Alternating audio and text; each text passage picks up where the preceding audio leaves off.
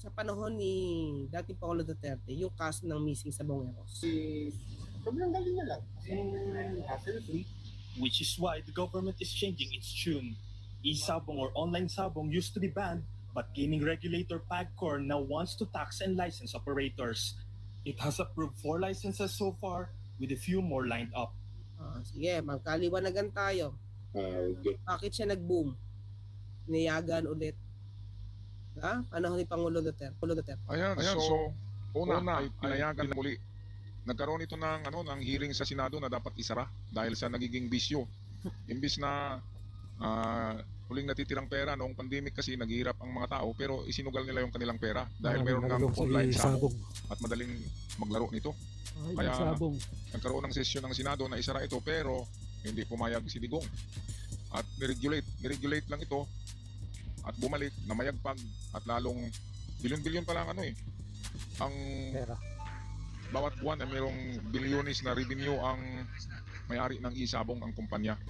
At ang gobyerno daw ay mayroon ding hati na milyones din ang share ng gobyerno at napunta ito sa Universal Healthcare. Ngayon, saan ba napunta ang pera ng Universal Healthcare, mga kababayan? Diba? Ang ilan doon ay pampabango, diba? Binibigay nila. Yung si Bungo yata ang merong programa na namimigay pero yung pera pala na yun ay galing sa sugal na yan. Marumi na pera, marumi dahil sugal nga galing Anyway, meron naman tayong pundo talaga sa Universal Healthcare. Kaya siguro nagastos yung Universal Healthcare. Kaya gumawa ng paraan sila Digong na mapunuan muli ang nagastos na pera. Katulad ng binili nila sa COVID, mga kagamitan. Gumastos yun ng 52 billion, magkano ba yun? 52 billion ba yun? 52 billion pesos o trillion? Billion yata. 52 billion ang nagastos sa COVID. So, questionably kung nasaan yung pera kasi alam naman natin na karamihan ng COVID vaccine ay donation. Pero bakit ganun kalaki yung nagastos ng gobyerno ni Digong tungkol doon sa COVID? Dahil ngayon sa Parmali issue na yung pagbili ng COVID vaccine galing China ay napakamahal. Yun pala ay mga bigay lang yun Tapos binili doon sa China, gumamit ng resibo. At ang napunta pala kay Digong doon ay yung sinabi ko kanina na amount. Sabi yun ni Trillanes napakalaki ang hati ni Digong sa Parmali kay Michael Yang. Galing kay Michael Yang yun na kumpanya. Alright, balik tayo dito kay Atty. Claire Castro sa kanyang mga salaysay kung bakit namayagpag ang e-sabong at hindi ito nasugpo, hindi ipinatigil ni Digong. Okay, so narito si Atty. Claire. Ni-regulate daw ang e-sabong to shore up government revenue. PAGCOR warned that without the money from e-sabong, it may not be able to keep contributing to the government's universal healthcare program. So, kailangan ng sugal para makapag-contribute itong e-sabong na to sa universal healthcare. Which in turn funds PhilHealth. It lost a lot of income after dozens of Pogos left the country. If luck were on his side, Grabe naman. Mario, the master agent, Di naman masyado mauubos yung pondo, mga ka-clear. Kung hindi naman din winelda sa Parmali. Tapos yung ibang build. Ayan. Di ba? Oo nga, di ba? Pero bakit hindi na napapansin ang kaso ng Parmali ngayon? Paano nilustay? Diba? Sino nag-utos-lustayin to? At sinabi ulitin natin, sinabi ni DOA Secretary Duque nung wala na si Digong. Kumanta siya, di ba? Ano sabi niya? Si Pangulong Duterte ang nag-utos, ilipat yung pondo ng DOH sa PSDBM sa pamumuno ni Christopher Lau na bata ni Bongo.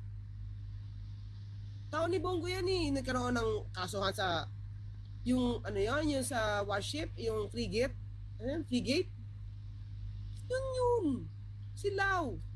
Yung padala ng letter na meron silang inaayos-ayos na transaksyon. Nitong si Bongo kaya dinimanda ng plunder. Yung sa frigate na scam.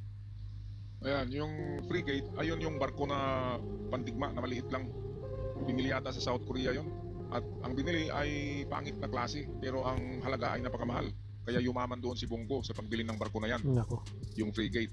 Yun ang sinabi ko, yung mga barko natin maliliit lang sa Philippine Navy, pero ngayon ang Japan ay magbigay lamang malalaking barko, destroyers. Bigay lang ng Japan. At hindi lang anim muna yan eh. Pero sa susunod pala, lahat ng barko ng Japan na medyo luma na ay Bibigay bibigay niya. sa Pilipinas para idepensa sa ating WPS. Kasi ang Japan ngayon ay bumili ng mga bagong barko. Modernized na eh. Kasi nga nandiyan ang China na nagbabanta din sa kanila. Kaya ito, dito nabunyag eh. Pati si Bongo, yun ang katiwalian ni Bongo. Yung pera pala na galing sa isabong ay napunta pala kay Bongo. Dahil ang may hawak ay yung Christopher Lau na yan.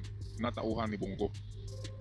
Nako, yun din ang sabi ni Digong sa sa Pugo, di ba? Na kailangan natin ng Pugo para pambayad sa mga utang ng Pilipinas. Yun pala mapunta sa kanilang mga bulsa. Bulsa. Grabe. Bakit nagkaroon si Digong ng 7 trillion na utang kung talagang ginamit niya ang pera ng Pogo at ang pera ng Isabong para ibayad sa utang natin? Bakit hindi nabayaran? Bakit 7 trillion ang iniwan niya na utang? Pinakamalaki sa lahat ng presidente sa Pilipinas. Ang meron lang malaking utang ay 3 trillion lang eh. Ang mga nakaraang presidente. At kung pagsamasamahin ng lahat ng presidente, ay meron lang utang na nasa 8 trillion pesos lahat kasama ang utang ni PBBM. 6 sila na presidente, 8 trillion lang. Pero kay Digong, isang presidente lang, 7 trillion ang utang ni Digong. Grabe. Halos magkapareho sa 6 na presidente eh. Tapos yung build niya ay lahat Chinese contractor or Chinese construction firm ang mga nagtatrabaho. Bumagsak pa. Ay talagang substandards yung mga project ni Digong. Okay, balik tayo dito kay Claire Castro. Magandang episode ito dahil malalaman natin ang kabulastugan na ginawa ng Digong na yan. At ang ginamit na pinagpirahan ng mga illegal na sugal eh. Ang mga illegal na sugal ng inchik. Mga inchik, sa Pugo, inchik. Pagdating dyan sa Isabong, inchik din. At yung pera na binigay ay napunta pala sa sa sekretary ni Bongo, Christopher Lau. Grabe. Balik tayo sa video ni Atty. Claire Castro. 50 million kada usa. Sugot man na, Mhm. Ulit. unya tagaan ta mo og 50 million kada usa. Ano yun mga kid? Hindi ko maintindihan ha. The third and missing sa mga case, let the police solve the problem. Sige. Kasi ang laki ng kinikita. Sugot man na, 50 million. kanang inyong titulo ha. Base inyo nang ipustag sabong, sabong. Patay. Patay. Diba? Ano ito? Tinutunan pa magsugal? Tama ba? Patay tayo. Ipusta sa isabong? Kaning isabong gives government 642 million ang buwan-buwan. Ayan, so ang laking pera, 62 million sa isang buwan ang binigay ng grupo ng mga sabungero na share ng gobyerno, pero nga ay napunta sa Universal Healthcare na ang may hawak ay Christopher Lau na tauhan ni Bongo.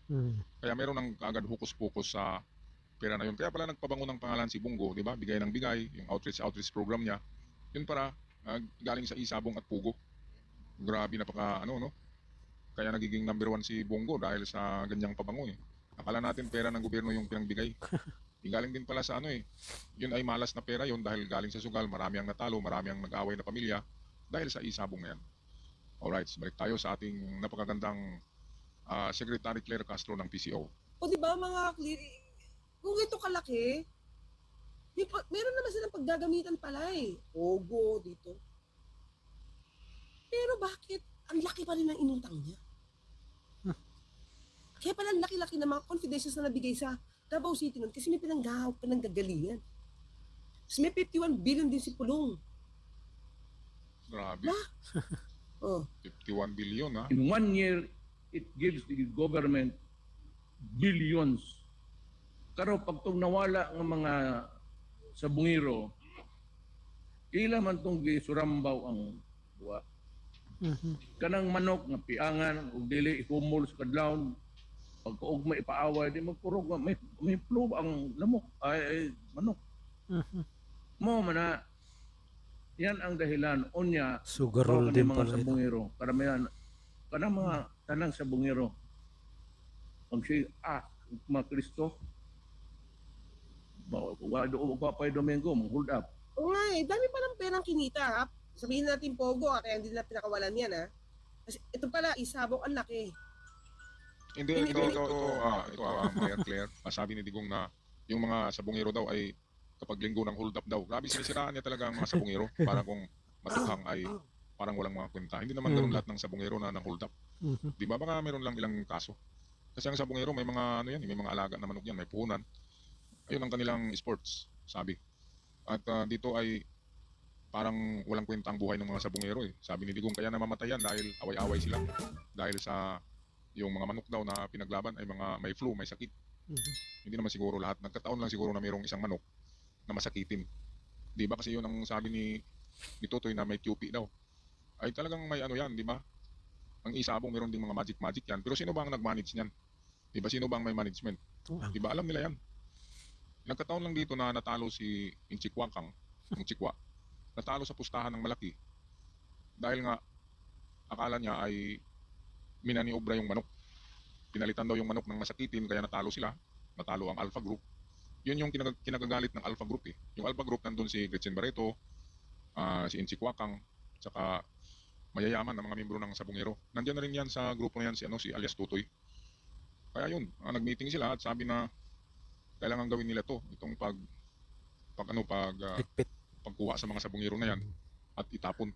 Kasi pag hindi, Dahil sa kung hindi, matatalo sila palagi. Oo. Kasi alam ng Sabungero Group kung saan sila pumupusta eh. Malaki ang pusta nila, Inchikwakang diyan, ang grupo nila. Kaya sigurado ang panalo. Parang sa luto, di ba? Yung nananalo sa luto ay taga CSO din. Kasi alam nila ang lalabas ng mga numero.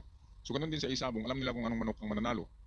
Ngayon, pinapalitan pala ito ng yung mga nandun sa arena ng manok sa sabungan. Pinalitan yung panglaban ng grupo ng Alpha. Kaya natatalo ang Alpha Group, kaya nagagalit. Ayan, so balik tayo dito sa revelasyon sa video ni Atty. Claire Castro. Dito marinig natin ang napakawalang halagang mga salaysay ni Digong tungkol sa sabungero kasi mas pabor siya na matukang mga sabungero eh. Sabi nga niya, mga hold-upper yan. Grabe. Hindi man lang pinaimbestigahan ni Digong ang mga sabungero kaya walang nangyari sa sabungero case sa panahon ni Digong. Okay, balik tayo sa video. Encourage pa ba niya? Hindi mo sa Bisaya. Ay, Ang gusto sa Senado akong undangon. Nganong undangon man ako, nga sabong man it's illegal. Nganong pagutan man na si gobyerno illegal ko. It must be good. Otherwise, nganong mahatag ka mag-lisensya if it is bad. Dahil utos mo, So, nakapabayo para masabasang ang akong warning mo ni kay kanang isa sabagay kanang isa bong di na magawas di na kumusugot. Gotob na to. Kanang saksa na sila diha. well, mga Chris, hindi ko na maintindihan. Anyway, ito at least nakita nyo na. Sabi niya, ang laki ng kita. Ang laki ng kita ng isabong. Kaya hindi niya mapahinto. Isabong, it's yung lahat ng krimen dyan. Walang, because Isabong is legal. ayan palagi sinasabi niya na legal daw. Legal nga dahil pinayagan niya. Dahil magkapera siya. Hindi naman napunta talaga sa eksaktong mga benepisyaryo ang pera. Napunta sa bulsa ni Lau. Natauhan ni Bungo. Kaya Bungo, Lau, plus Digong, di ba? Kani-kanila na. Ang kababayan. Grabe. Napakaraming ginawa na pagkamkam sa pondo ng bayan sa panahon ni Digong. Una, formally, ilang trilyon ba? Trilyonis yata ang gastos doon sa COVID eh. Tapos binibinta sa atin yung mga yung mga gamitan ng COVID, binili na pala yun eh. Binayaran na ng gobyerno yun. Yun yung formally issue na nagkaroon daw si Digong ng 52 billion na hati galing kay Michael Yang. Ngayon, meron ding Pugo issue pero hindi lumaki dahil sa pinayagan ni Digong ang Pugo. At ito nga ang pangatlo, isabong na napakalaki pala ng revenue dapat ng Pilipinas. Pero hindi napunta sa BIR eh, kasi pinalipat daw sa Universal Healthcare Funds sa pundo. Kaya grabe talagang nilulustay ang pera ng bayan. At hindi lang yan ang confidential fund ng Davao noong panahon ni Digong ay napakalaki. Yung kay Pulong daw 51 billion ang confidential fund. Kaya mayaman si Pulong, laging nasa bar, magagandang chicks ang kasama, di ba? Alright, balik tayo sa video.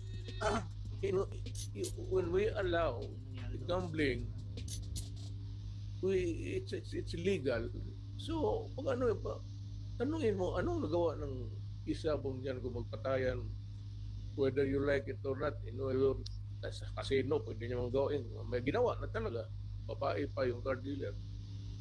Ako, baka nagdududa kayo bakit hindi ko hininto. Hindi ko hininto kasi kailangan ng pera sa Isabong ng gobyerno. Mhm. I make it public now. It's 640 million a month. In a year's time, it's billion plus. Saan tayo maghanap ng pera ng gano'n na madali? Na siguro. Sa taxation natin. So, ang gobyerno can only prod. Hindi naman kailangan na reminder sa Malacanang. Nandiyan yung BIR, so tanongin natin yung BIR, bakit hanggang ngayon hindi na kolekta yung estate tax. For the evil men doing wrong.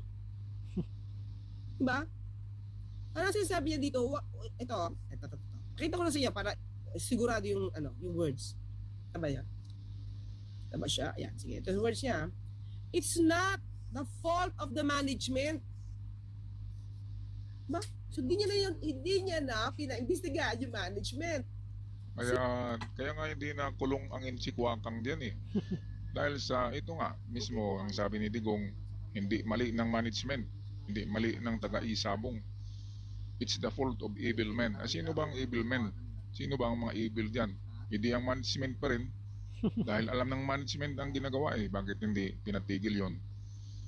Ngayon, sinabi ni Digong ito, evil men doing something wrong tapos nag-upakan. So nag-upakan daw, nag-away. Iba ang kultura ng mga sabungero at mga sindikato. Nagkabukuhan. So ayan, nagkabukuhan. Kung nagkabukuhan pala tapos maraming namatay, hindi nga imbestigahan.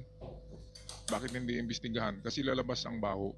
Ito na nga ngayon, lumalabas ang baho na ang daming nadamay. Pati pala si Digong damay. Kasi di ba sabi kanina ni Digong 542 million buwan-buwan ang napunta sa kaban ni Bongo, ni Christopher Lau, Universal Healthcare. Automatic doon pumupunta yung pondo eh. Kaya hindi pinahinto ni Digong kasi buwan-buwan din silang kumikita. Grabe talaga. Tapusin na natin ang video. Narito uli ang ating Laki ng kita. magandang attorney Claire Castro. Laki ng kita. Sino management na isabong? Pinagluloko niya yung mga tao. Kaya hindi ito na imbestigahan na maayos kasi it's not the fault of the management. Ha? Sige, tingnan natin ha. Hmm. O ayan,